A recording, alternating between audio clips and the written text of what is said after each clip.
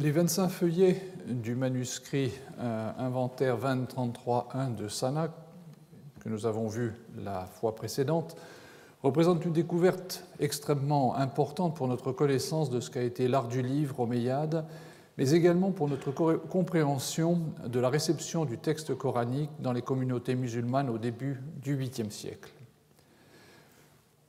Plus important encore, ce manuscrit peut être replacé dans une série. C'est en effet quelque chose d'extrêmement important d'avoir affaire à un manuscrit qui s'intègre à un ensemble dont il est possible de comprendre les contours, alors que quand nous avons, et c'est malheureusement parfois le cas, affaire à un manuscrit isolé, il est toujours difficile de savoir s'il représente une tentative qui n'a pas abouti ou s'il est au contraire partie d'un ensemble qui a son sens et son orientation. Nous connaissons en effet d'autres manuscrits, 4 au total, dont les caractéristiques sont tout à fait similaires à celles du manuscrit de Sanna analysé précédemment. Comme beaucoup d'autres manuscrits anciens, le manuscrit islamique 1404 de la Chester Beatty de Dublin, que vous voyez en ce moment, a passé pour être un Coran de Osman, c'est-à-dire que dans son environnement d'origine, il avait été réputé être une copie soit réalisée par, soit ayant été envoyée par le calife. C'est ainsi, du moins, qu'il faut comprendre une note qui figure sur le contreplat de la reliure actuelle. Bernard Moritz le vit au début du XXe siècle et put faire des photos de plusieurs de ces feuillets qu'il publia dans son Arabic Paléographie. Bernard Moritz était à l'époque directeur de la bibliothèque Khedivial et avait donc un assez large accès aux collections égyptiennes. Par la suite, Sir Alfred Chester Beatty réussit à l'acquérir pour l'intégrer à son importante collection de manuscrits arabo-islamiques. Le manuscrit compterait 201 feuillets, selon Arthur Arbery, dans le catalogue qu'il publia en 1967, mais la situation est rendue confuse par la coexistence de 2 séries de feuillets. Dans leur état actuel, probablement à la suite d'un ou plusieurs massicotages, ils mesurent 47 cm sur 38 et portent, comme vous le voyez, 20 lignes de texte à la page. Le manuscrit a subi plusieurs opérations de réparation, entre guillemets, qui ont affecté aussi bien la structure que le texte ou les enluminures. Sur les photographies prises par Moritz avant 1905, on observe que des morceaux de papier ont été collés sur le parchemin pour renforcer les emplacements où il était endommagé.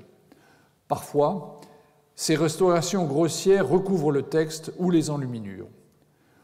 En ce qui concerne ces dernières, il serait nécessaire d'ailleurs de vérifier si elles n'ont pas été retouchées avant que le manuscrit soit vendu, car, comme vous le verrez, certaines comportent des couleurs particulièrement vives. Dans leur état actuel, les feuillets sont pratiquement tous isolés, mais il subsiste quelques bifeuillets intacts qui nous montrent que le manuscrit était construit de manière classique à partir de l'assemblage des cahiers et qu'il s'agissait donc d'un in-folio, c'est-à-dire un manuscrit dont chaque bifeuillet représente une feuille de parchemin pliée en 2. La séquence des côtés chair et poil du parchemin n'est pas conforme à la pratique dominante dans le monde musulman médiéval, car les côtés chair du parchemin font face à des côtés chair, et il en va bien sûr de même pour les côtés poil. Cette structure est identique à celle que Hans Gaspar von Bothmer avait observée sur le manuscrit de Sanna dont nous parlions la fois précédente. Les 2 manuscrits ne sont pas similaires par la façon dont ils ont été construits. L'écriture qui a été employée pour transcrire le texte présente également bien des ressemblances d'une copie à l'autre. Comme nous l'avions observé dans le manuscrit de Sanna, il s'agit à nouveau d'une écriture très grasse qui donne l'impression d'être plus trapue que celle dont le codex de Fustat est le modèle. Je vous ai mis quelques lettres pour vous permettre d'apprécier la façon dont elles se présentent, avec à côté donc les mêmes lettres prises sur le codex de Sanna, le grand codex de Sanna. Le retour inférieur développé de l'alif, d'ailleurs, s'apparente très étroitement à celui de Sana. La haste du kaf final, que vous voyez ici, cesse de s'élever en oblique, comme c'était le cas dans le codex de Fustat. Elle est tout à fait verticale, comme à Sana. Le mime conserve cette apparence écrasée, mais il est pourvu, comme vous le voyez, d'une toute petite queue, ce qui le distingue de son homologue dans le style O1b. Et enfin, le nun final isolé perd de son ampleur. Il se présente comme une lettre avec un important élément vertical et un retour horizontal inférieur très raccourci par rapport à ce que nous avons observé dans O1b.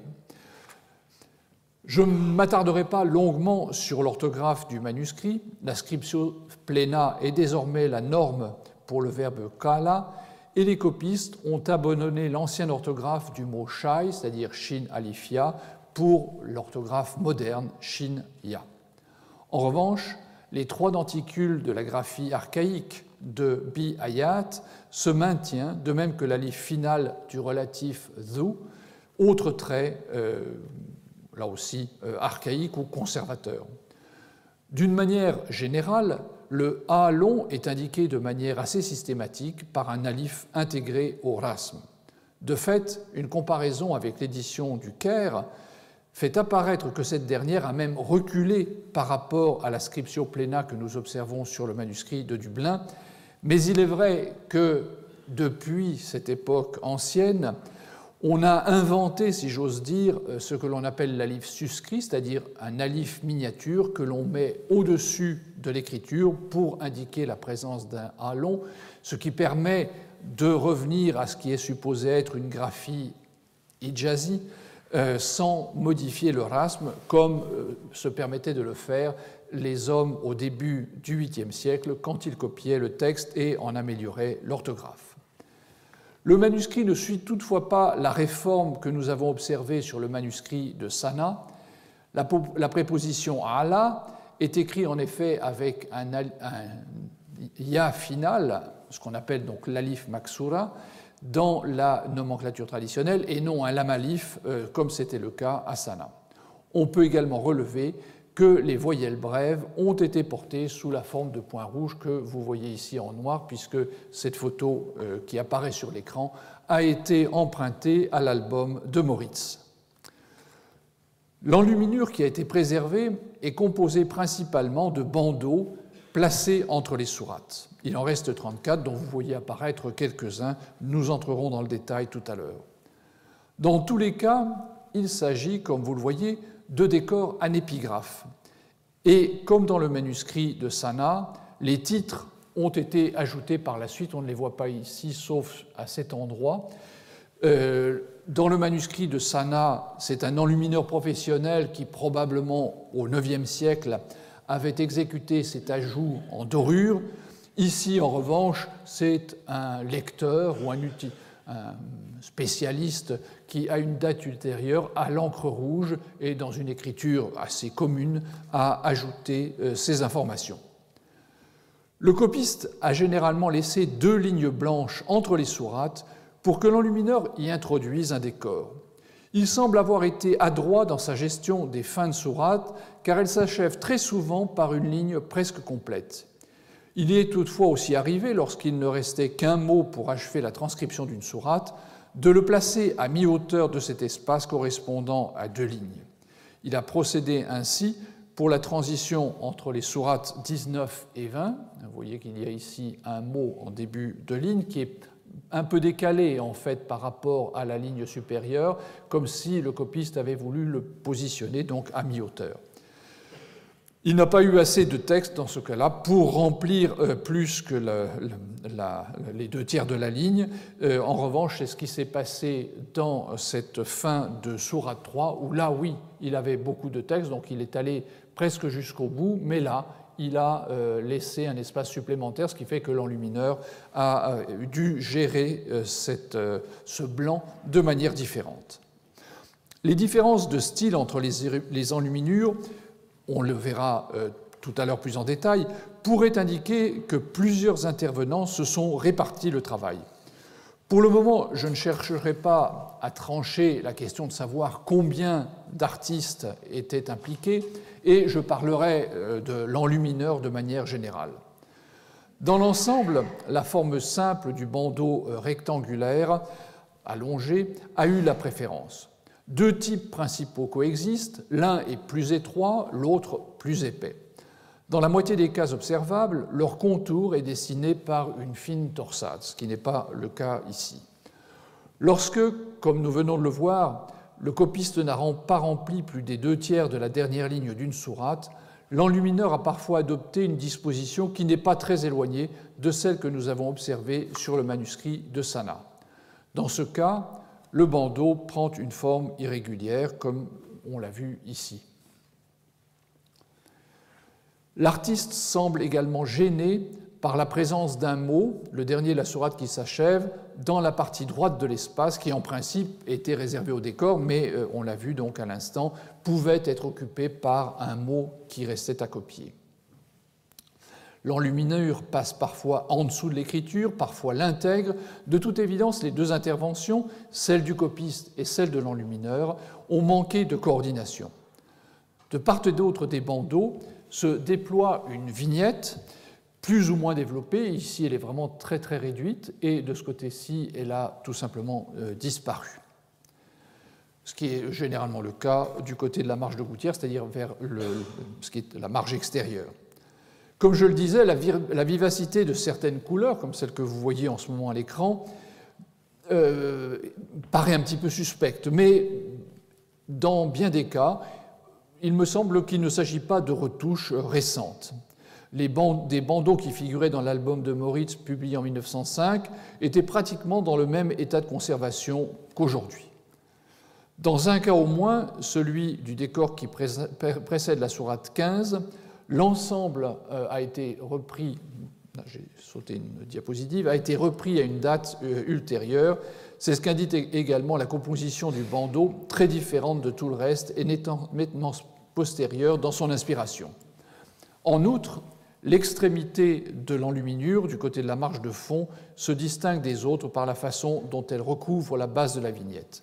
Il est possible que l'on ait voulu restaurer un décor en mauvais état, mais on ne doit pas exclure qu'on ait voulu dissimuler un décor qui ne paraissait pas convenir. Une exception d'une autre nature est celle que constitue le bandeau de la sourate 9. La sourate 9 commence ici et, comme vous le savez, c'est la seule sourate du Coran qui ne commence pas par une basmala. Le copiste a transcrit les 3 derniers mots de la sourate 8 en début de ligne, puis a commencé à écrire le début de la sourate 9 sur la ligne suivante, donc ne laissant à la disposition de l'enlumineur qu'un peu plus de la moitié d'une ligne pour réaliser le décor, et donc sans sauter une ligne comme il le fait habituellement. Vous savez donc que la sourate 9 n'a pas de basmala. Vous savez aussi que selon une tradition, elle résulterait d'une division de la sourate 8 en 2 morceaux. Est-ce que c'est la raison qui a amené le copiste à respecter en quelque sorte cet état ancien et du coup à considérer que ça n'était pas vraiment un endroit où il convenait de sauter une ligne? On se souvient que le copiste de cette partie du palimpseste de Sanna avait de son côté jugé bon d'ajouter un commentaire pour signaler qu'il ne fallait pas dire la basmala. Donc il y avait sans doute à l'époque une certaine, hésitation sur la façon de gérer cette sourate un petit peu différente des autres. Les décors du manuscrit de Dublin que nous connaissons actuellement reposent principalement sur la répétition d'une forme de base par juxtaposition dans l'axe horizontal. Cette option était, il vous en souvient, déjà présente dans le contexte de Fustat, où elle coexistait néanmoins avec d'autres qui reposaient sur un unique élément. Je pense en particulier à la colonne, qui est vraiment l'exemple même de ces compositions uniques dans leur conception. Dans le manuscrit de Sanna, la répétition d'un module décoratif est à la base de tous les bandeaux placés avant les sourates, la longueur de cet élément variant considérablement. Ce type de composition favorise naturellement la géométrie, qui organise d'ailleurs plusieurs des bandeaux du manuscrit de Dublin. L'effet final est renforcé par des filets blancs qui définissent les formes et introduisent ainsi une subdivision de l'espace soulignée par la distribution des couleurs dans les différentes portions. Dans l'enluminure réduite qui précède la sourate 9 que vous avez sous les yeux, la composante géométrique est au premier plan. Nous trouvons en effet un décor où une ligne de cercle, que l'on voit ici, alterne avec des losanges dont on voit les pointes qui dépassent. Cette disposition est reprise avec une légère modification dans les enluminures qui précèdent les sourates 5, 79 et 35.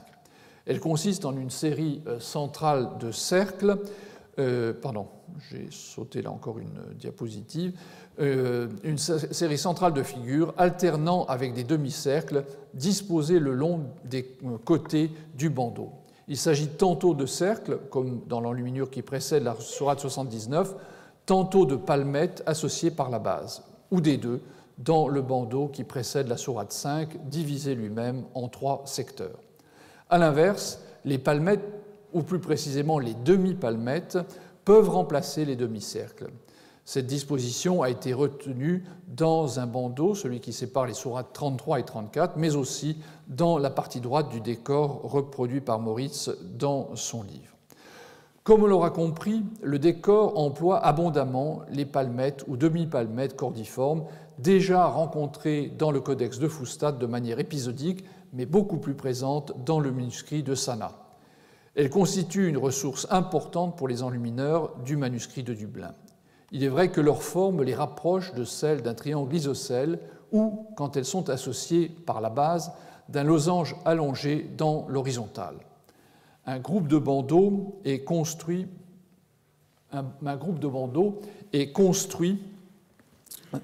autour de cet élément, généralement en disposant son axe horizontalement. C'est le cas ici, bien sûr. Outre les exemples que je viens de mentionner à l'instant, plusieurs décors ont des palmettes disposées en quinconce, comme ici. Une composition observée également sur le manuscrit de Sana et sur celui de la sourate 81 du manuscrit de Dublin, où les rangées parallèles de palmettes sont réparties en 5 secteurs, alternativement à dominante bleue ou blanche. C'est-à-dire qu'au lieu de faire, comme vous le voyez ici, des rangées de palmettes de couleur, la division se fait verticalement et donc les secteurs sont bleus ou blancs, etc. La demi-palmette est parfois associée à la tige ondulée, comme dans le bandeau de la sourate 82, où elle fonctionne comme un rinceau. La même inspiration réapparaissant dans les décors avant les sourates 36, 69 et 70, avec cette différence qu'au lieu d'une bande unique encadrée par un tressage, il s'agit de 2 bandes qui en serrent un élément central. C'est-à-dire que c'est ce que vous voyez ici. Donc les palmettes cordiformes sont disposées de cette manière, mais on peut aussi voir une bande ondulée de part et d'autre de cet élément central qui fonctionnerait en quelque sorte comme un rinceau.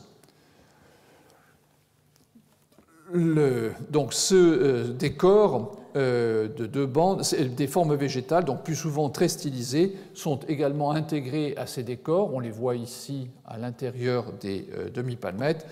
Elles restent dans l'ensemble très fines, à l'image de ce que l'on peut observer pour les vignettes. Voici donc les vignettes du manuscrit, les vignettes originales, qui sont beaucoup moins, si j'ose dire, charnues, beaucoup moins importantes que celles du manuscrit de Sana.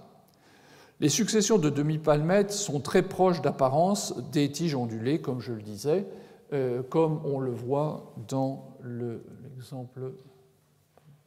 l'exemple qui apparaissait tout à l'heure à l'écran, voilà celui-ci. Donc les tiges ondulées sont présentes dans le manuscrit, mais c'est presque une exception par rapport à la demi-palmette que l'on fait fonctionner de cette manière. Avant la sourate 77, le bandeau rappelle davantage les décors des manuscrits de Damas ou de Fustat, avec son rinceau porteur de grappes, de raisins et de feuilles stylisées. C'est ce décor. Mais comme dans l'ensemble des enluminures qui incluent des palmettes ou des rinceaux, les éléments constitutifs sont traités de manière différente et, encore une fois, beaucoup moins charnus que dans les manuscrits que nous avons vus jusqu'à présent. Face à cet ensemble très homogène, quelques bandeaux se distinguent par un répertoire qui tranche avec celui que nous avons vu auparavant. Il s'agit par exemple de ce décor ou de cet autre. Celui qui précède la sourate 78 reste relativement proche de l'inspiration que nous avons vue à l'œuvre précédemment. C'est plus l'absence de référence au monde végétal qui conduit à le ranger à part, puisque finalement l'organisation du décor elle-même reste un petit peu similaire à ce que l'on voit par ailleurs. Le cadre est bien spécifique avec son alternance de points de couleur, qui est encore une fois quelque chose qui apparaît, enfin les points de couleur apparaissant aux extrémités des cercles, quelque chose de très différent des petites torsades qui constituent l'encadrement des décors, disons, habituels dans le manuscrit. Dans le manuscrit de Dublin, les vignettes adoptent une forme extrêmement particulière, bien éloignée de celle du manuscrit de Sanaa. Elles tendent à être plus sveltes, les tiges jouant un rôle plus important. Au lieu d'une floraison construite avec des éléments d'origine diverse, nous avons une sorte de buisson, sauf dans quelques cas où la forme reste un petit peu plus sommaire. Donc, je parle de cet exemple-là, mais nous avons généralement, même si ça ne se voit pas très bien sur l'écran, ces formes buissonnantes qui caractérisent la majorité des vignettes du manuscrit. La date de ce dernier a été très discutée. Nous retrouvons ici la difficulté que je signalais au début d'admettre l'existence de manuscrits remontant au premier temps de l'islam et à l'époque omeyyade en particulier. Dans cette veine, nous avons vu qu'Estelle Whelan soutenait dans un article publié en 1990, et je la cite, qu'aucune preuve extérieure connue à ce jour ne permet d'attribuer de manière incontestable quelque manuscrit coranique ou groupe de manuscrits que ce soit à une période antérieure au IIIe siècle de l'Hégire, IXe siècle de l'ère commune. Elle considérait que le manuscrit de la Chester Beatty datait de cette période, c'est-à-dire du IXe siècle, et pour expliquer les différences typologiques qui le différenciaient fortement des manuscrits dont nous savons par des documents datés qui leur sont associés qu'ils ont été effectivement produits au IXe siècle, elle avançait l'idée qu'ils étaient destinés à des publics distincts. Avant elle, d'autres chercheurs avaient également fait d'autres propositions. Moritz, que j'ai déjà évoqué, le premier à avoir signalé le manuscrit, signalait de manière assez floue les 8e et 9e siècles, ce qui lui permettait de ne guère se fourvoyer. Joseph von Karabatschek, dans un compte-rendu cinglant de la publication de Moritz, où il faisait valoir que Moritz n'avait rien compris à rien, se prononçait pour le IXe siècle. Arbery, dans le catalogue que j'ai mentionné tout à l'heure, évitait prudemment de se prononcer et n'indiquait aucune date. Plus récemment, David James, qui fut un temps conservateur de la collection de la Chester Beatty, attribuait le manuscrit au Xe siècle. Donc vous voyez que la période couverte est assez considérable. Les avis étaient partagés et penchaient finalement plutôt pour une datation tardive. Le parallèle fourni désormais par le manuscrit de Sanaa a complètement modifié la donne. L'écriture des deux copies, comme nous l'avons vu, est relativement similaire et des décors ont recours au même répertoire. Nous possédons donc deux Corans in folio avec exactement le même nombre de lignes d'écriture à la page, c'est-à-dire 20, qui ont été produits sous les Omeyyades, vraisemblablement dans le premier quart du 8e siècle. Mais notre documentation est en fait plus abondante. Toujours à Sanaa, un autre groupe de feuillets relève de la même typologie. Il s'agit du manuscrit 01-29-2, formé d'une douzaine de feuillets de 40 cm et demi sur 38,5. Le nombre des lignes n'est pas aussi régulier que dans les deux exemples précédents. Il y a une petite variation de 20 à 21 lignes à la page. L'écriture, néanmoins, rappelle fortement celle des deux copies que nous avons vues, mais sa réalisation est, si j'ose dire, moins précise. Vous voyez dans cet exemple que les choses sont un petit peu plus floues et qu'il y a des changements demain, sans doute, à l'intérieur du manuscrit. La caractéristique la plus frappante de cette copie est la présence d'un cadre enluminé autour du texte. Certes, le manuscrit de Sana, que vous voyez, le manuscrit principal, celui qui a la cote 20-33-1, comportait également des encadrements, mais leur introduction dans le manuscrit était limitée au début et à la fin du texte, les feuillets intermédiaires n'en comportant pas. Le cadre du deuxième manuscrit de Sana consiste en bandes colorées qui servent de fond à une torsade en réserve. La taille des boucles varie, plus grande ou plus petite, suivant les pages. Sur un côté du feuillet, on trouve à la place, sur un côté d'un feuillet, on trouve à la place de la torsade une séquence de courts segments obliques. Les coins du cadre, ici donc, sont rehaussés par de petits carrés d'une couleur différente de celle du cadre lui-même. Donc vous voyez, ici, c'est une page où les boucles de la torsade sont plus fines, mais il y a d'autres pages où elles sont plus importantes. Du reste de l'enluminure du manuscrit, nous ne connaissons que 2 bandeaux de sourates, le premier séparant la sourate 9 de la sourate 10 et le second entre les sourates 14 et 15. Voilà un détail du manuscrit avec l'indication d'un groupe de 5 versets. Et voici donc la séparation entre 2 sourates dont je parle en ce moment. Les 2 décors sont purement décoratifs. Comme dans les 2 manuscrits précédents, dans leur état originel, ni le titre ni le nombre des versets ne sont indiqués dans le bandeau et aucun espace n'y a été réservé pour recevoir cette information. La première de ces 2 enluminures a un contour irrégulier.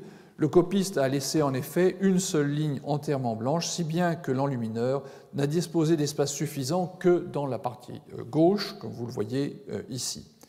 Mais peut-être le copiste suivait-il le même modèle que celui du copiste de Dublin, considérant la ligne finale occupée par un seul mot, comme c'est le cas ici, comme l'une des 2 lignes prévues normalement pour les décors.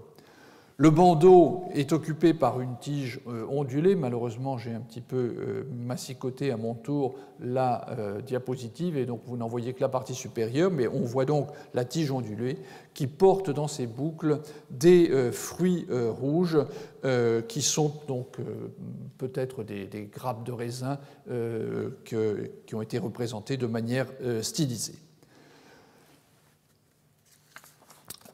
Nous avons moins d'informations sur un troisième... voici la deuxième... voilà une vue plus complète de la même enluminure. Nous avons moins d'informations sur un troisième manuscrit de Sana qui, comme ceux que je viens d'évoquer, était de format vertical et où les feuillets portaient à nouveau 20 lignes de texte à la page. À la différence des 2 autres copies du Coran, celle-ci est pour l'essentiel, environ 300 feuillets, conservés dans la bibliothèque de la Grande Mosquée de Sana. Seul un tout petit nombre d'entre eux se trouvaient dans la cache entre le toit et le plafond de la salle de prière. Malheureusement, les données à son propos sont très maigres. Von Bothmer, qui avait vu le manuscrit, à la fois les feuillets qui sont dans la collection avec le reste des feuillets qui viennent de cette cache, et il avait vu également le manuscrit qui est conservé dans la bibliothèque de la Grande Mosquée.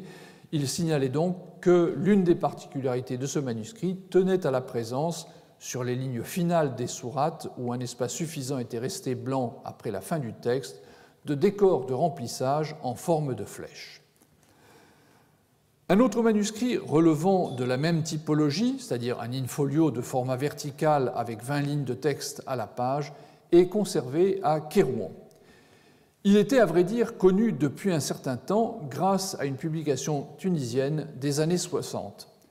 Depuis, quelques feuillets ont été présentés au cours d'une exposition, mais avec une attribution qui peut être mise en question, et d'autres feuillets, dérobés à la collection à un moment indéterminé, ont fait récemment leur apparition sur le marché des antiquités.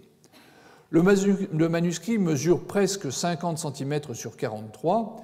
L'écriture, comme vous le voyez sur l'écran, est d'un autre type que celui des deux copies de Sana, donc le manuscrit le plus célèbre, 2033-1 et 0129-2, que vous avez vu après.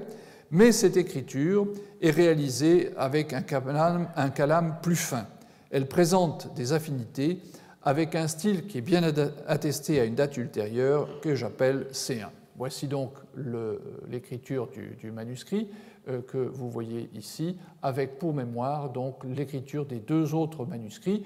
Les différences ne sont pas considérables, mais par exemple le kaf final, au lieu d'avoir cette partie inférieure qui dépasse assez considérablement, ici s'arrête pratiquement à l'aplomb de la tige verticale, et vous voyez que l'alif est un petit peu plus simple dans la forme du retour inférieur. Ce que cette présentation ne met pas suffisamment en valeur, c'est justement la différence d'épaisseur de l'écriture par rapport aux deux autres manuscrits. D'un point de vue orthographique, le texte ne contient pratiquement plus aucune trace de la scriptio defectiva et Shai est désormais écrit sans l'alif médian. Se maintient en revanche l'orthographe ancienne de Bi Hayat avec ses trois denticules ou encore l'habitude d'écrire le relatif zu avec un alif final. Enfin, comme dans le manuscrit de Sana, le manuscrit numéro 1, 2033-1, la préposition ala est écrite avec un alif final et non avec un ya. Enfin, lam alif, ala est écrit donc sans le ya, qui est la façon actuelle d'écrire le mot et qui était la façon dont les copistes de manuscrits en style hijazi écrivaient cette préposition. Le feuillet 1 du manuscrit, dans son état actuel, dans son état initial, était orné en son centre par un décor circulaire dont il ne reste malheureusement plus rien. On a en fait simplement un petit arc de cercle qui nous donne une idée de la décoration. Vous voyez donc qu'il s'agit d'un cercle dont le pourtour était formé par une rangée de petits cercles qui contenaient un motif central. Voilà les petits cercles qui formaient en quelque sorte la couronne, et puis vous avez ces éléments dont 6 subsistent qui prennent appui sur le cercle et forment une sorte de couronne périphérique. Cette première enluminure rappelle bien sûr celle du manuscrit de Sana, 2033-1, qui était elle aussi organisée autour d'un cercle central, mais bien sûr avec un projet décoratif plus ambitieux, puisque ce décor intégrait une étoile à 8 branches et ces motifs d'arbres qui se déployaient à partir de l'étoile. Au verso, le début du texte ne présente absolument aucune spécificité. Le texte, disposé dans un cadre qui se répète sur l'ensemble du manuscrit, débute directement par la basmala de la sourate 1, séparée de la suivante par un bandeau dont il ne reste pas grand-chose. Mais nous n'avons pas, dans ce cas, ce cadre plus important que nous avons rencontré sur le grand manuscrit de Sana. Tout au long du manuscrit, des bandeaux de séparation entre les sourates sont conservés. En outre, comme je l'ai indiqué, un cadre entoure le texte sur chaque feuillet. Les motifs, très répétitifs, sont similaires à ceux du deuxième manuscrit de Sana, c'est-à-dire celui que je viens de présenter ici. Le cadre, vous allez le voir, ressemble très, très précisément à ceci. Comme dans ce dernier, les coins sont soulignés par un petit carré. Le plus souvent, le copiste a laissé une ligne entièrement en blanc, le décor courant d'un bord intérieur du cadre à un autre. Voici un premier exemple. Donc vous voyez qu'ici, nous n'avons pas la place pour les vignettes qui constituaient la caractéristique du manuscrit de Dublin et également celui du premier manuscrit de Sana, 2033-1.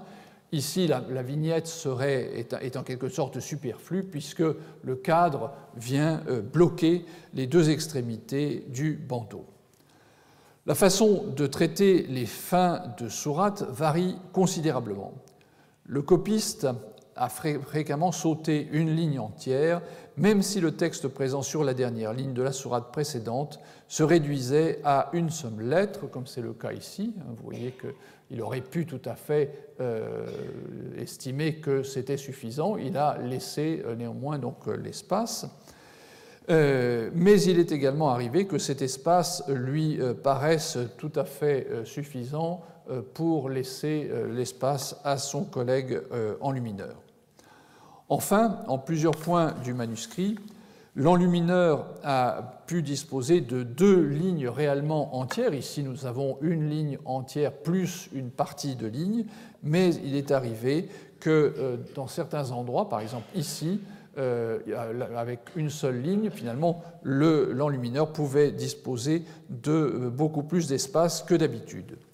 Plusieurs bandeaux, bien que disposant de l'espace suffisant pour se déployer entièrement entre 2 sourates, s'interrompent au point où l'espace se rétrécit, comme on le voit entre les sourates 37 et 38. C'est-à-dire que ici, théoriquement, l'enlumineur aurait pu avoir un bandeau faisant toute la largeur de la page. C'est ce qui se passe en d'autres endroits, mais pour une raison qui tient sans doute à la présence de la partie inférieure du Noun, il a décidé qu'il ne pouvait pas aller plus loin, et dans ce cas, une tige rejoint le bord intérieur du cadre.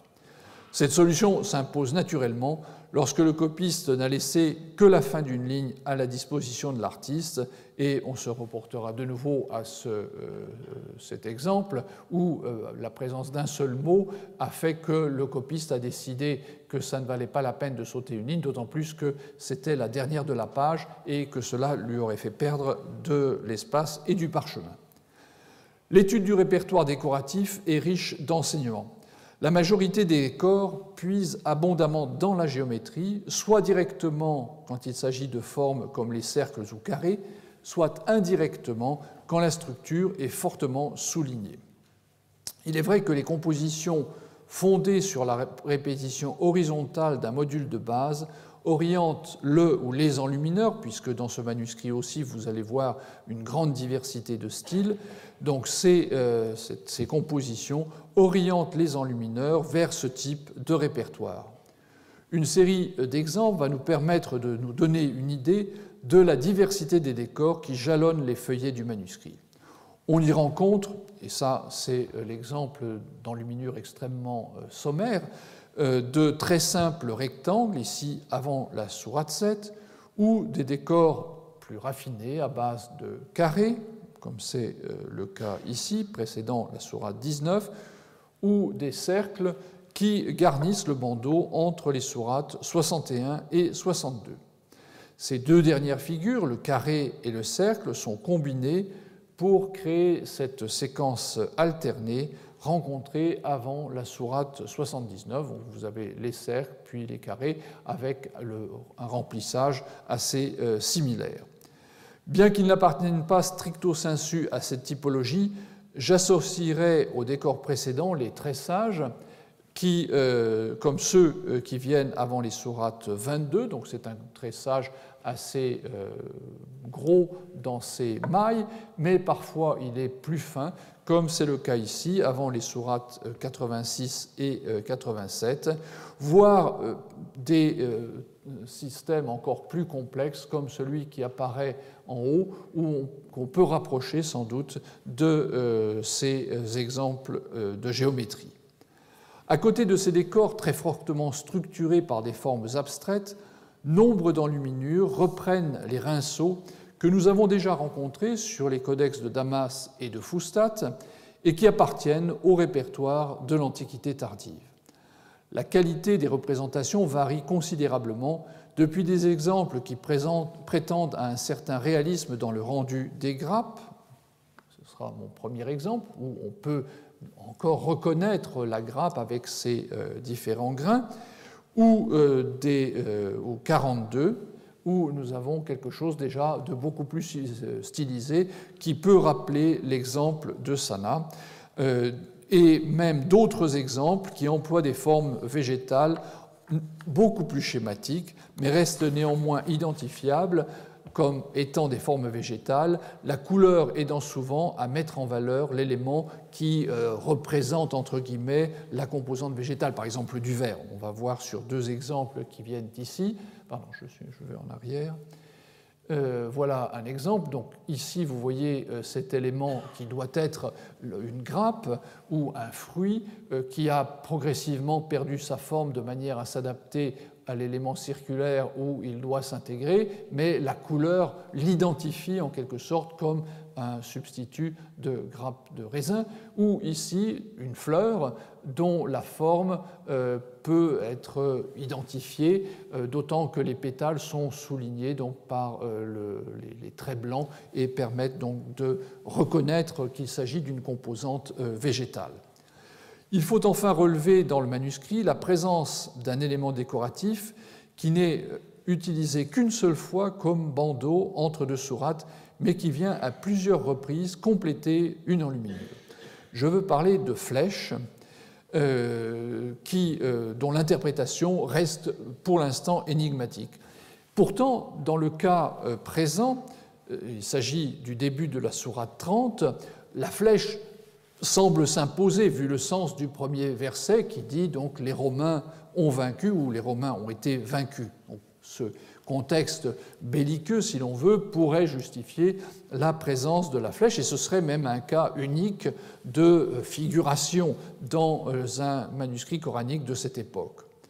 Au-dessus du décor principal, donc, qui se termine par une pointe, il y a d'autres éléments reprenant les mêmes couleurs, un élément qui reprend les mêmes couleurs, dont on ne sait pas trop ce qu'il peut représenter. Est-ce que c'est une cible? Est-ce que c'est un textile? Avec toute une série de flèches qui sont fichées dedans et donc qui reprennent la thématique du décor principal. On va retrouver, vous en verrez passer par la suite plusieurs exemples, on va les retrouver, mais sur un mode mineur, avant les sourates 71, 74 et 79, par exemple, où elles semblent avoir pour fonction le remplissage de la fin de ligne, ce qui est le cas ici.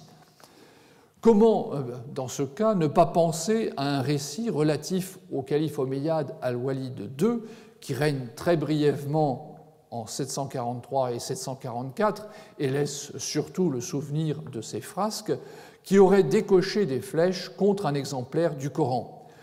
Les enluminures représentant des flèches sont connues sur d'autres manuscrits qui peuvent être attribués à la période, notamment aux manuscrits de Sanaa que j'ai évoqués tout à l'heure, qui se rangent dans le même groupe de manuscrits, mais pour lequel malheureusement nous n'avons pas de photos.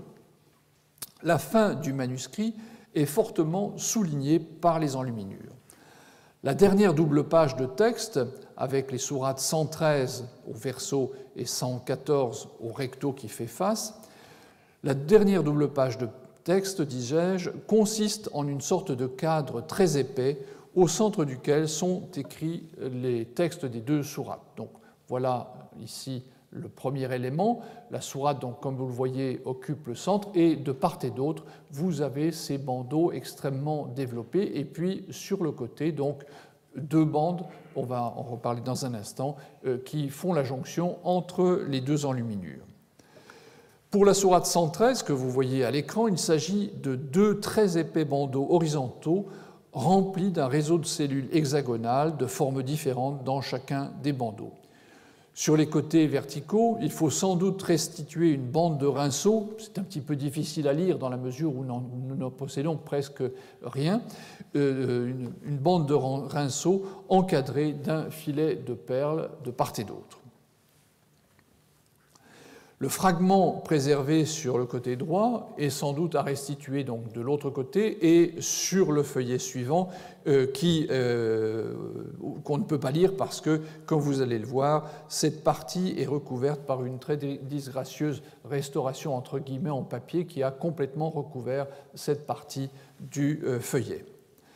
L'espace sur le dernier feuillet est utilisé de la même manière. Les bandeaux horizontaux sont également remplis par un réseau de cellules hexagonales, donc en haut des cellules avec des côtés équilatéraux, en bas en revanche des hexagones de forme allongée. le bandeau du bas de ce feuillet reprend très exactement le même motif que le feuillet précédent avec la sourate 113. Ce n'est pas le cas des deux autres, donc des feuillets, de la partie supérieure, dont les hexagones sont très différents. Les derniers mots du 6e verset de la sourate An-Nas, la sourate 114, donc voilà la fin de la sourate. Les derniers mots donc sont suivis par une petite tige ondulée porteuse de feuilles vertes, et sur la ligne suivante, de manière extrêmement intéressante, on trouve une basmala, la formule initiale du Coran, qui est répétée en quelque sorte à la fin. Le traitement du texte est très sensiblement différent du début. Sur ce point, le manuscrit se démarque de la présentation du Codex de Sanaa, où les cadres du début trouvaient leur parallèle dans ceux de la fin. Ici, en revanche, nous avons un cadre à la fin, mais rien de similaire au début. En revanche, c'est en quelque sorte le texte qui apporte le parallélisme. Il commence par la basmala, celle de la sourate 1, qui, comme vous le savez, constitue un verset dans la tradition musulmane, et il s'achève par une autre basmala qui, cette fois-ci, ne fait pas partie du texte du Coran, puisque le texte du Coran s'arrête ici, mais le copiste a, en quelque sorte, introduit lui-même un parallèle au commencement. Le verset du dernier feuillet est conservé, vous voyez qu'il est dans un état assez mauvais, mais néanmoins, nous y reconnaissons donc un décor anépigraphe dont la composition nous est familière. En effet, il combine un cercle et une étoile à 8 branches, ce qui rappelle bien sûr, tout à fait, en beaucoup plus modeste, l'enluminure extrêmement sophistiquée qui se trouve au premier recto du manuscrit de Sanaa. Elle s'en distingue cependant sur plusieurs points. Tout d'abord, l'étoile à 8 branches est inscrite dans un cadre circulaire et surtout à l'intérieur d'un cadre carré, alors qu'à Sanaa, le décor avec l'étoile à 8 branches à l'extérieur se prolonge par les arbres qui pointent vers l'extérieur. Le cadre est orné d'un rinceau. Aux angles se trouvent des carrés, à la façon des cadres que l'on rencontre par ailleurs dans le manuscrit de Kérouan, mais cette fois-ci, au lieu d'un simple point, il s'agit d'un 4 feuilles. À l'intérieur du cadre, il y a donc ce grand cercle dont le pourtour est dessiné par une bande de motifs cordiformes, probablement dérivés des palmettes bien connues des enlumineurs omeyyades, puis par 2 rangées de points qui encadrent une torsade que l'on ne voit pas très bien parce que mon dessin n'est pas excellent. Puis au centre, cette étoile à 8 branches réservée sur le fond avec un motif central qui est assez difficilement identifiable. Comme dans les codex de Damas et de Fustat, le même constat d'une grande diversité de qualité dans les enluminures s'impose. Il ne fait guère de doute que différents artistes sont intervenus dans la réalisation des décors. La façon dont ils se sont organisés reste cependant difficile à cerner. On ne peut pas dire, par exemple, que de telle à telle sourate, on a des décors plus sophistiqués, puis des choses plus simples. Le plus grand désordre subsiste. Des parentés existent entre les décors de Kérouan et de Dublin et également avec ceux de Sanaa. Les bandeaux qui précèdent les sourates 76, 77 et 79 dans le manuscrit de Kérouan présentent une composition très proche de celle qu'on observe avant la sourate 9 à Dublin. L'inspiration d'autres bandeaux se retrouve également. Je vous passe le détail de ces parallèles, mais ce qui frappe, c'est que le répertoire est relativement homogène et renforce l'attribution de ces manuscrits à une même période. Le deuxième manuscrit de Sanaa, celui avec le cadre que nous avons vu très brièvement, et celui de Kérouan que nous venons de voir, partagent une même caractéristique. Les enlumineurs n'y ont absolument pas employé la dorure. Et cela n'est certainement pas le résultat d'un souci d'économie de la part des artisans ou encore du commanditaire. Les dimensions du manuscrit permettent de penser que le coût supplémentaire engendré par l'emploi d'or n'aurait pas considérablement renchéri le prix d'une copie qui représentait déjà un investissement considérable. Dans les deux cas, le jaune semble avoir fonctionné comme un substitut de l'or. L'utilisation de la dorure dans les copies du Coran a été condamnée vers le milieu du 8e siècle par Malik ibn Anas, alors que tant des manuscrits omeyyades qu'une source ancienne nous montrent que la dorure avait commencé à être utilisée au moins dès le règne d'Al-Walid Ier, c'est-à-dire au début du 8e siècle. Dans son Fihrist, An-Nadim rapporte qu'un calligraphe, Khalid ibn Abil Hayyaj, avait réalisé une copie du Coran en chrysographie pour le calife Omar II, qui avait finalement refusé le manuscrit. Nos deux copies, celle de Sanaa, la deuxième, et celle de Kérouan, pourraient refléter un débat en cours sur les matériaux licites pour les copies du texte coranique, et comme il s'agissait d'exemplaires destinés sans doute à une mosquée, les commanditaires auraient préféré éviter d'employer un matériau qui pouvait poser problème. Une analyse d'un morceau du parchemin du manuscrit de Kérouan nous a permis d'obtenir une date. Le manuscrit aurait été copié, selon ce résultat, entre 648 et 691, avec 95% de probabilité. Vous savez que les dates de carbone 14 sont données avec un taux de probabilité. La similitude avec le manuscrit de Sanaa est absolument frappante. Je veux dire le premier manuscrit de Sanaa.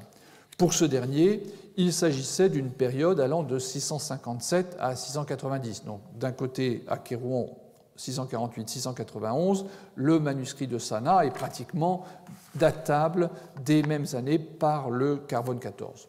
Je considère pour ma part, comme l'avait fait déjà von Bothmer, que la date réelle du manuscrit est légèrement postérieure. Les caractéristiques communes à la copie de Kérouan et à celle de Sanaa numéro 2, c'est-à-dire la 01-29-1, tant pour le cadre du texte, le nombre de lignes à la page et la parenté d'inspiration des décors, ou encore la similitude des marqueurs des groupes de dits versets, attirent l'attention sur la parenté de ces deux manuscrits et posent la question des liens qui les unissent, bien que le petit nombre de feuillets que nous possédons rende les comparaisons fragiles, non pas tant pour Kérouan que pour l'autre manuscrit. D'un côté, nous avons en quelque sorte un éléphant et de l'autre un oiseau. Le manuscrit de Kérouan nous est connu par 200 feuillets, de l'autre, nous n'en avons que quelques-uns. Donc, dans ces conditions, la comparaison est toujours à faire avec prudence. La mise en page des manuscrits coraniques, comme j'ai tenté de le montrer, obéissait à des normes qui soit dérivaient de la tradition,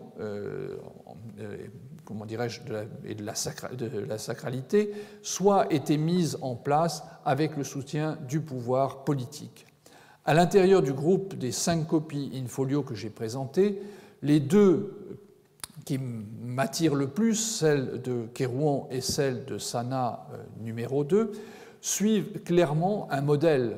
Ce n'est pas un hasard que toutes les deux soient présentées avec le texte à l'intérieur d'un cadre. Il est bien sûr tentant de penser à l'existence d'un atelier officiel qui aurait produit des manuscrits coraniques sur une grande échelle, ou tout au moins penser à l'existence d'une forme de contrôle sur la production de copies commanditées par le pouvoir omeyyade. Les sources arabes pourraient soutenir l'hypothèse d'une production manuscrite contrôlée ou soutenue par le pouvoir. L'édition du Coran, je dis édition avec des guillemets, l'édition du Coran par Osman et le récit de l'envoi des copies de référence dans les grandes villes de l'Empire pourraient servir d'épisode fondateur, si l'on veut, même si on peut discuter l'historicité de cet épisode. Un peu plus tard, apprenons-nous, Al-Hajjaj ibn Yusuf se serait trouvé mêlé à la mise au point d'une édition du texte plus lisible, mais aussi mieux fixée, et aurait lui aussi fait envoyer des copies du texte dans les grandes villes de l'Empire.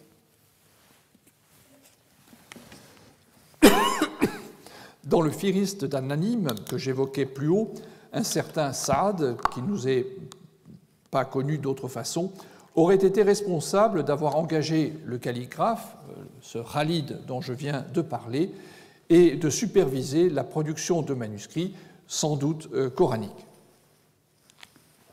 Les dimensions mêmes des copies in-folio avec 20 lignes à la page indiquent que leur production exigeait des ressources considérables.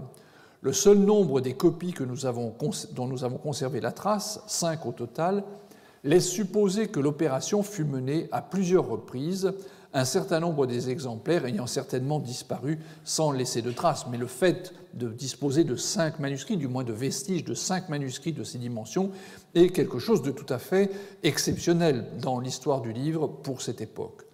L'hypothèse de l'existence d'un atelier de copie de manuscrits impériaux installé à Damas pour produire ces exemplaires coraniques en vue de leur diffusion dans l'ensemble du monde musulman de l'époque me paraît toutefois, comme je le disais à l'instant, trop aventuré. Il est en revanche possible que des instructions extrêmement élaborées aient été instituées pour encadrer cette opération de prestige. Ce nouvel exemple, fondé sur une série cohérente, permet de mieux cerner l'esprit d'innovation qui prévaut au cours de la période omeyyade. Comme dans le cas des copies du groupe d'écriture que j'appelle O1, les commanditaires et les copistes ne sont pas seulement à la recherche d'une meilleure lisibilité ou d'une plus grande précision dans la notation. Il s'agit également de répondre à des besoins politiques et idéologiques à un rythme extraordinairement soutenu. Les expérimentations de l'emploi des encres de couleur au sens large est également un des aspects fascinants de la période omeyyade. Elle semble s'être développée sur une très large échelle, comme l'indiquent des fragments de manuscrits du Coran attribuables à la période qui nous intéresse d'après leur écriture. À côté donc de ces copies de prestige, qui représentent à leur manière une expérimentation dans le domaine du, si j'ose dire, gigantisme, nous avons une autre piste de recherche qui a été suivie à l'époque et qui vise principalement à mettre la couleur au service du texte coranique. Dans la collection de fragments provenant de la Grande Mosquée de Damas et maintenant conservée au Musée des arts turcs et islamiques à Istanbul, j'ai remarqué des feuillets sur lesquels les lignes étaient copiées dans des encres de couleurs différentes. Dans d'autres cas, qui relèvent d'une problématique un tout petit peu différente, c'est tantôt la basmala, tantôt cette dernière et le début de la sourate qui apparaissent en rouge ou en rouge et en vert. Je reviendrai sur ce cas par la suite.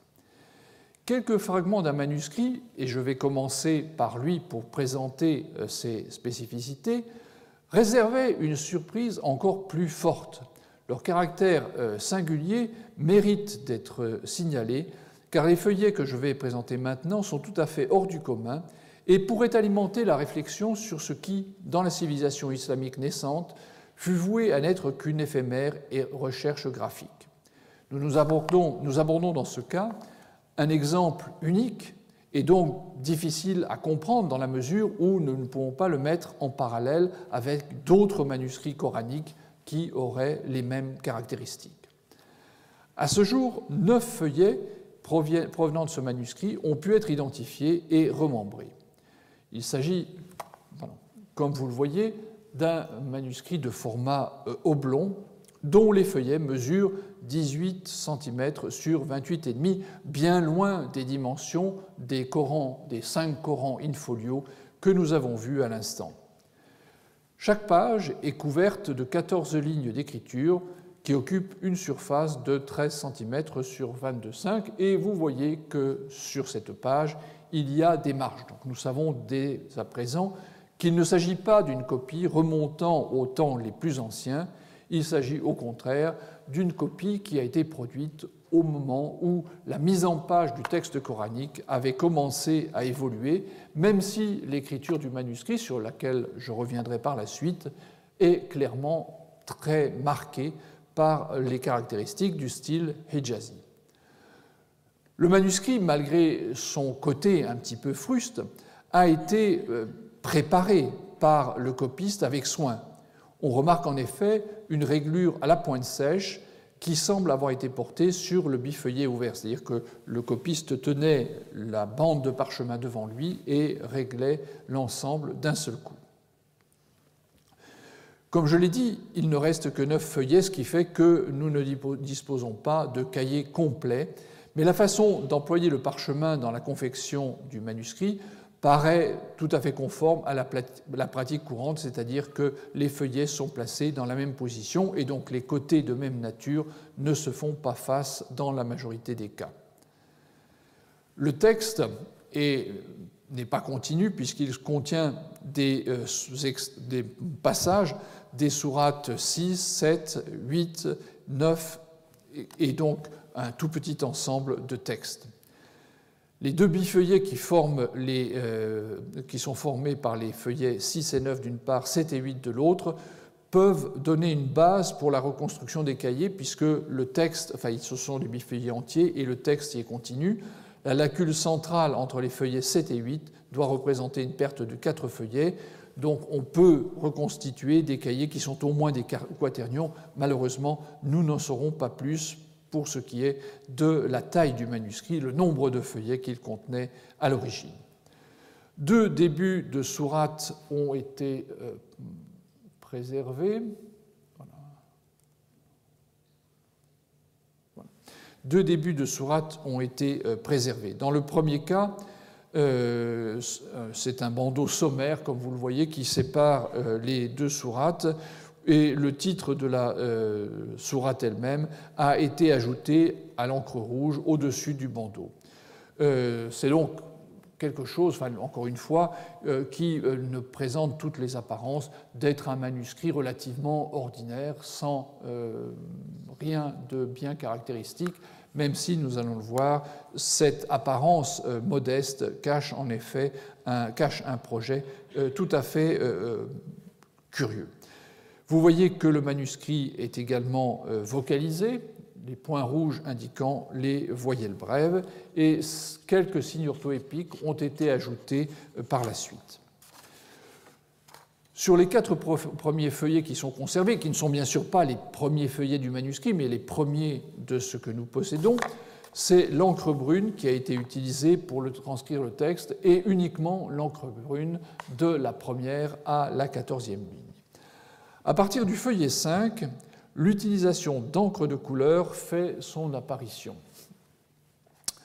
Les formules choisies sont relativement simples et font appel pour l'essentiel à un jeu d'alternance de couleurs par bloc de lignes.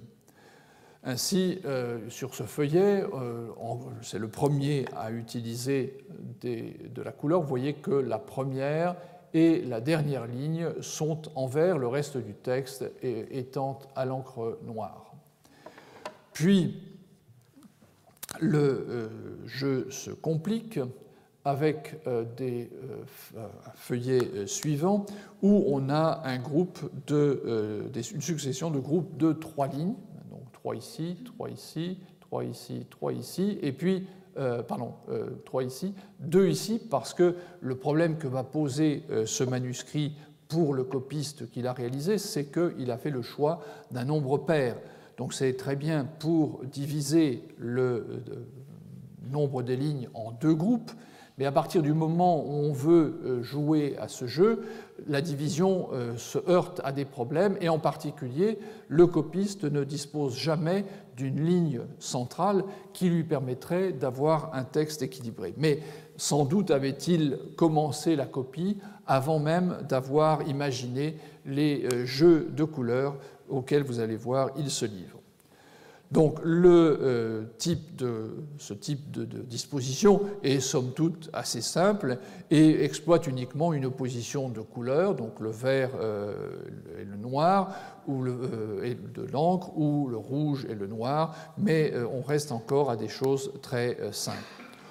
Au verso, le même principe de composition est conservé, mais varié par l'association du vert et du rouge.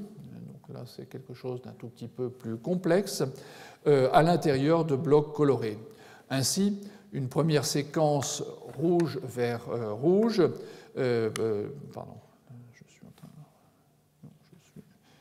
en train de sauter une diapositive.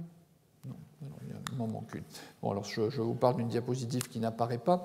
Le même principe de composition est conservé, donc avec simplement une alternance à l'intérieur des blocs de 3 lignes, rouge, vert, rouge, puis des lignes à l'encre, une nouvelle série vert, rouge, vert, puis de nouveau des lignes brunes, et encore une fois un groupe rouge et un groupe vert, 2 lignes à la fin, qui bien sûr ne permet pas de mener jusqu'au bout ce principe de symétrie. Le feuillet avec la sourate que nous avons déjà vu commence au recto donc, par cette disposition assez simple, 12 lignes à l'encre brune encadrées de vert, et ici, avec le début de la sourate, on a un problème pour le copiste puisqu'il a voulu continuer à utiliser l'encre de couleur, mais bien sûr, avec cette bande en plein milieu, il lui était difficile de faire grand-chose.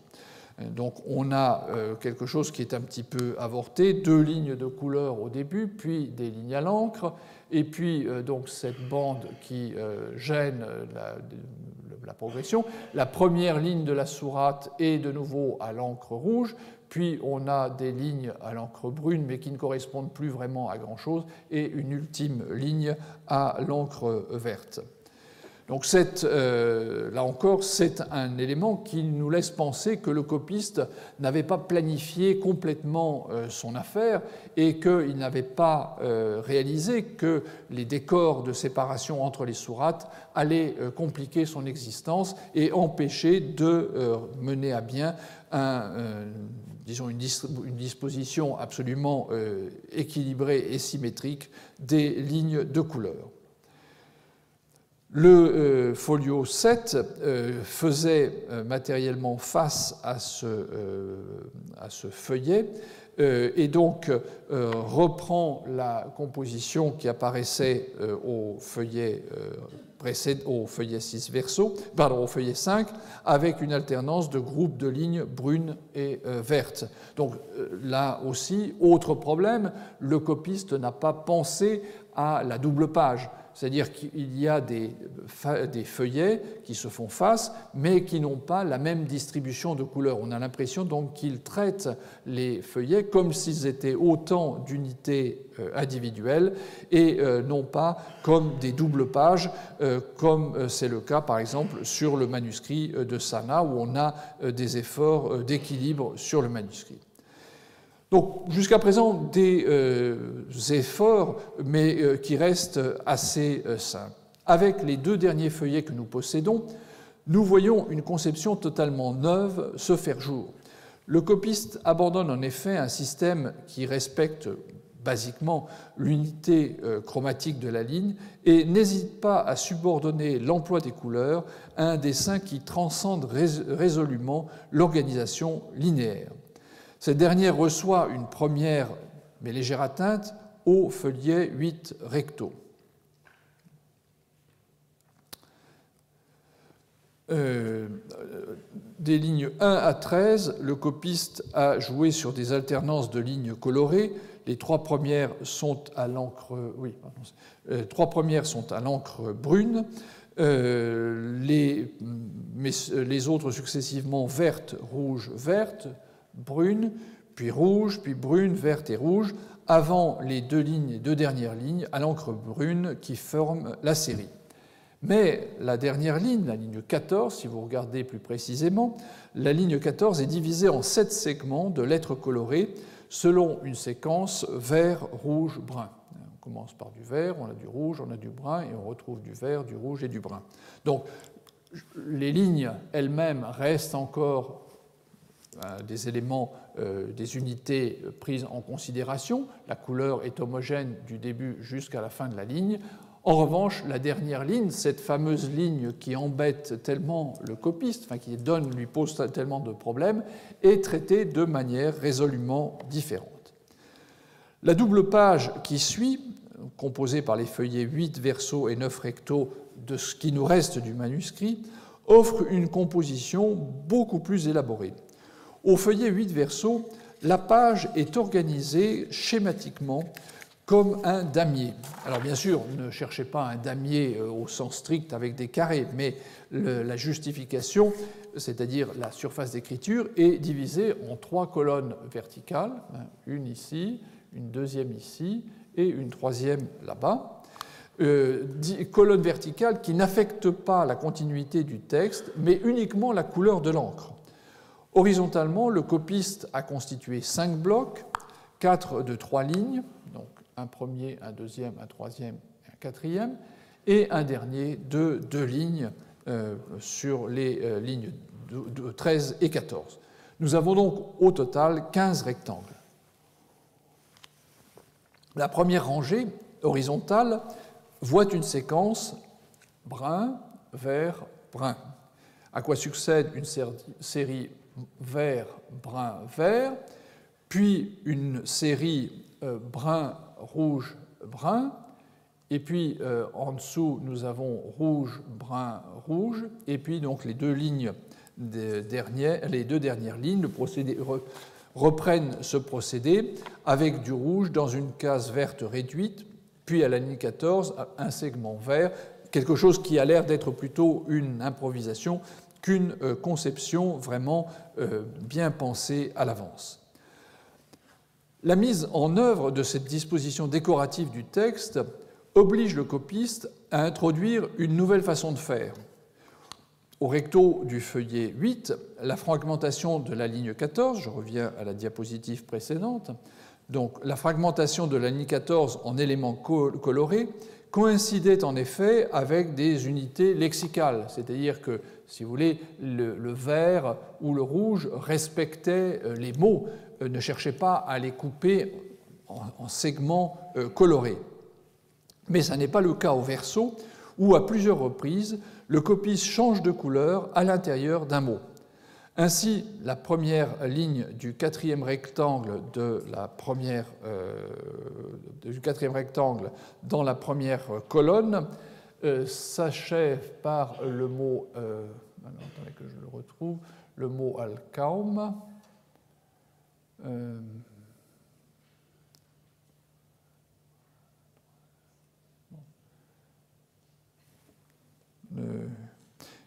Qui était à l'encre brune, pardon, alcao est en rouge et le mime est en brun. Voilà, ici, je l'ai trouvé. Donc, le début du mot ici en rouge et sa dernière lettre en brun. Vous voyez que c'est la ligne de séparation qui fait la différence. C'est vrai que les règles de l'écriture arabe font qu'il existe un blanc entre le waw et le mim et que donc le copiste pouvait tout à fait faire valoir qu'il ne bouleversait pas grand-chose. À la ligne 13, on est dans le verset 21 de la sourate 9, à la ligne 13, on retrouve la même situation où on a aussi un mot qui est divisé en deux par la couleur. Donc, premier mot du verset 21 qui est voilà.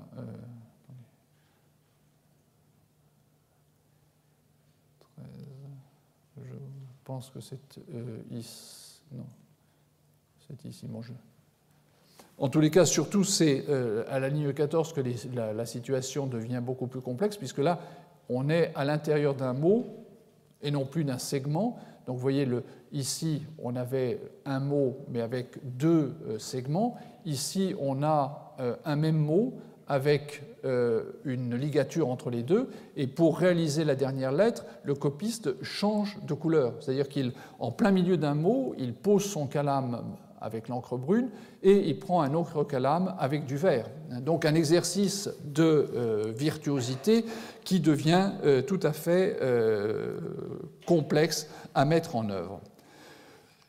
On passe au feuillet qui faisait face à celui-ci, et alors là, le copiste a élaboré une mise en page d'un degré de complexité absolument remarquable, même si ma photo ne fait pas justice de ce qu'il a fait.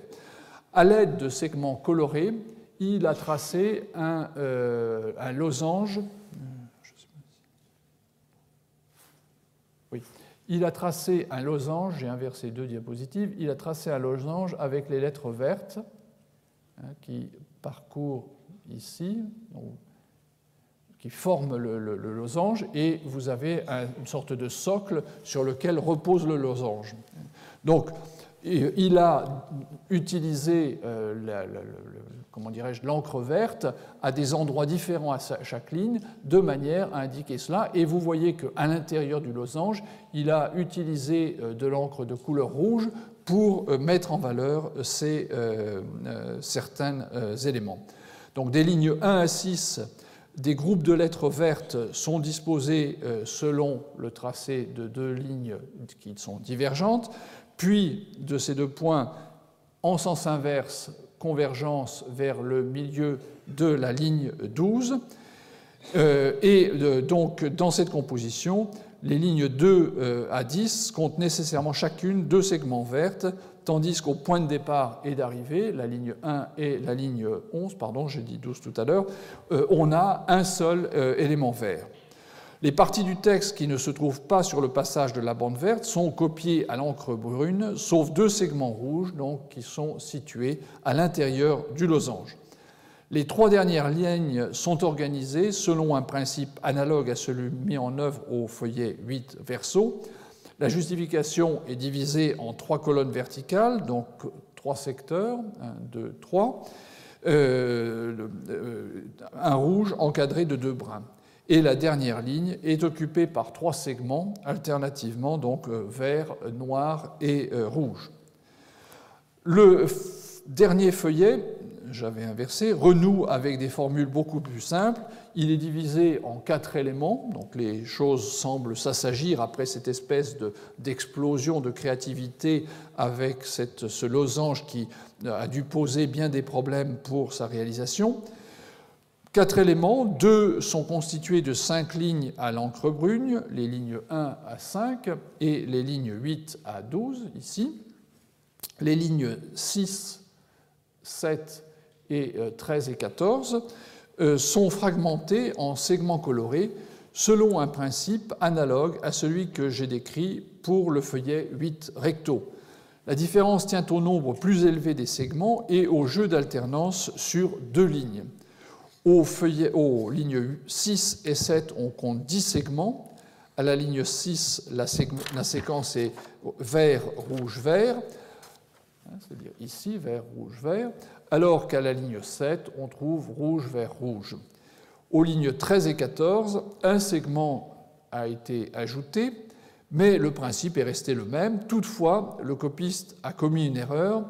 À la ligne 13, le 8e segment à la fin est brun au lieu d'être rouge, et à la ligne 14, les 2 segments sont tous les 2 en vert alors qu'ils auraient dû être en principe alternés.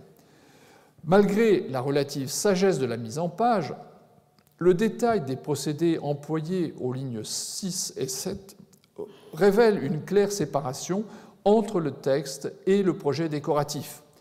À la ligne 6, on notera le mot Allah, ici, deuxième, on notera le mot Allah dont le premier lam est en rouge, vous avez l'alif initial de Allah, un lam ici en rouge, et la fin du mot est en vert. Le lam alif qui suit, et c'est encore plus audacieux, a une branche verte et l'autre rouge. Donc le copiste, à l'intérieur de la même lettre, c'est une lettre composée, certes, change de kalam. Bil Huda, pareillement séparé entre le ha et le dal à la ligne 7. Donc, à cet endroit, vous voyez le début Bil Huda, vous voyez le ha, puis le dal qui est rouge, de même que le ya final. On a un lapsus calami, si j'ose dire, à la ligne 7, où le wao de Rasulahu a failli être de la mauvaise couleur, mais le copiste s'est rattrapé au dernier moment, ici. Il a failli se tromper.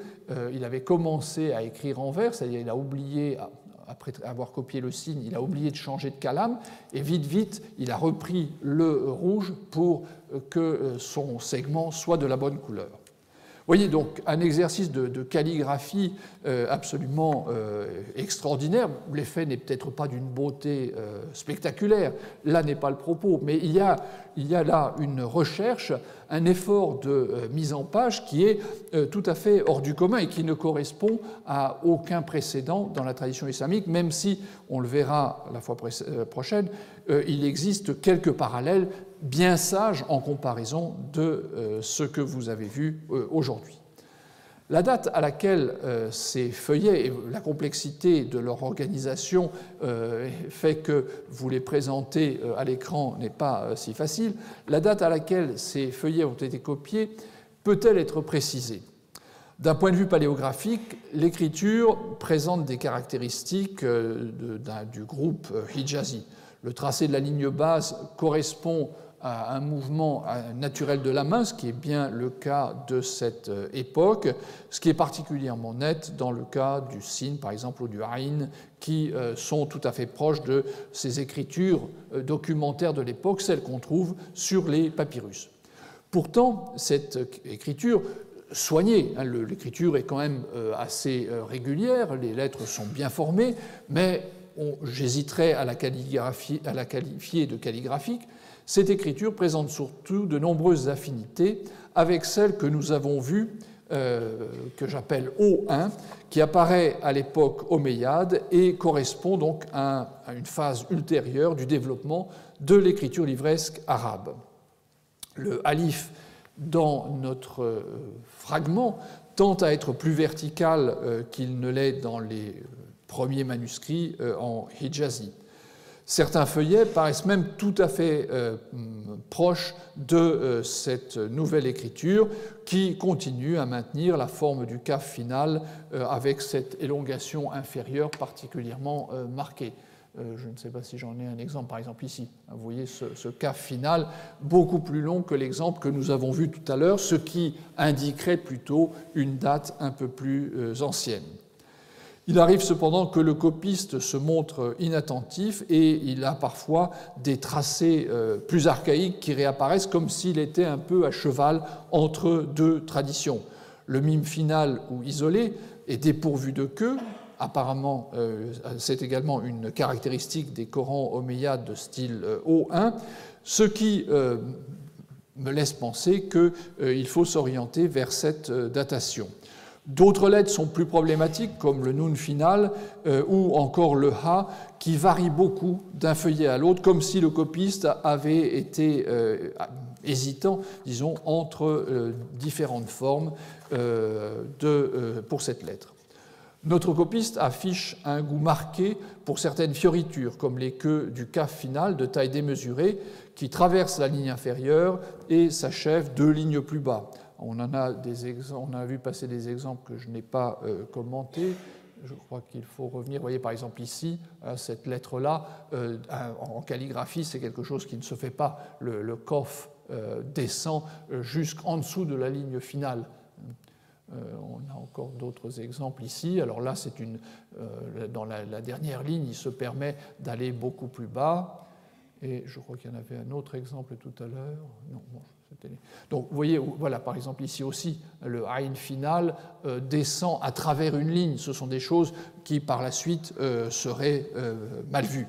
Donc, le copiste a, semble-t-il, une certaine liberté d'action vis-à-vis des normes de l'écriture, mais bon, ça reste quand même une écriture assez contrôlée. L'analyse paléographique permet donc d'identifier d'une part des influences du style Hijazi et d'un autre côté des formes de lettres qui sont, à mon sens, caractéristiques des graphies coraniques omeyyades déjà plus développées. Elles reflètent une première étape de régularisation et de stylisation qui s'opère sans doute à l'époque de Abd al-Malik. Du côté de la matérialité du manuscrit, de la codicologie, Le format oblong suggère lui aussi une date peut-être un tout petit peu plus tardive que la période la plus ancienne où le codex vertical est seul à occuper le devant de la scène. Il semble donc légitime de conjecturer que ce manuscrit appartient à un groupe de copies qui, sans doute, a commencé à se développer vers 700-720 environ. C'est-à-dire que ce serait un manuscrit qui serait pratiquement contemporain des manuscrits de style O1, mais qui aurait suivi une autre piste, une façon de dater qui est confortée par la présence de ces marges assez généreuses qui correspond bien à une évolution plus tardive. Alors que la date d'achèvement de cette copie semble pouvoir être fixée avec une certaine précision, la provenance du fragment reste absolument problématique et le restera sans doute pour quelque temps encore, jusqu'au moment où l'analyse de l'ADN du parchemin nous permettra de dire que la bête à partir de laquelle on a préparé le parchemin était un mouton syrien, yéménite, irakien ou khorasanien. Mais en attendant qu'on puisse répondre de cette manière à la question, le manuscrit n'est malheureusement pas localisé. Il a été longtemps conservé à Damas, puisqu'il appartient à la collection des papiers de Damas provenant de la mosquée des Omeyyades, mais nous ne pouvons pas savoir s'il a été copié sur place ou apporté par quelqu'un venu d'ailleurs, puisque dans ce fond, nous avons d'abondants exemples de ces transports. En tous les cas, ce premier exemple, nous en verrons quelques autres la fois prochaine, ce premier exemple nous montre une autre piste de recherche qui a été suivie à l'époque, qui n'a pas abouti, et qui pose bien sûr la question de la liberté dont disposaient les copistes de procéder à ce genre de fantaisie avec beaucoup de guillemets, même si on peut imaginer que le copiste était un homme tout à fait pieux, mais pour une raison ou pour une autre, il avait besoin d'introduire de la couleur dans le Coran, de l'introduire sans aucune relation avec le texte. C'est-à-dire que les pages que je vous ai présentées ne se distinguent en rien du reste du Coran. L'emploi des couleurs ne vient pas souligner un mot plutôt qu'un autre. On aura plus tard, dans la tradition islamique, des Corans copiés avec le nom Allah, par exemple, en écriture dorée, ou le verset du trône mis en valeur par l'utilisation d'une autre encre. Ici, l'utilisation de l'encre se fait absolument indépendamment du texte. Il s'agit d'un jeu graphique dont le sens nous échappe, et c'est bien la question que nous devrons essayer de résoudre. En tous les cas, à côté de cet exemple somptueux constitué par la série de Corans in folio produits vraisemblablement par ordre des califes omeyyades, nous devons également chercher la piste de l'invention des copistes omeyyades dans ces copies beaucoup plus modestes qui témoignent d'une époque où les possibilités de création étaient sans doute beaucoup plus importantes que celles qui existeront un siècle plus tard, au moment où les Abbassides auront pris le pouvoir. Je vous remercie.